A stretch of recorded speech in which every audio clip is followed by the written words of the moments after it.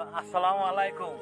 দেখছেন এই যে একটা কবর, কবরের সাইডে একটা পানি।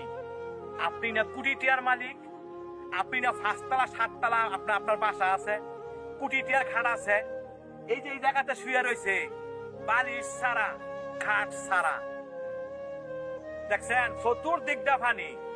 তারপরও আমাদের কত অহংকার, কত দেমাগ, আমরা কত জোর দেখাই।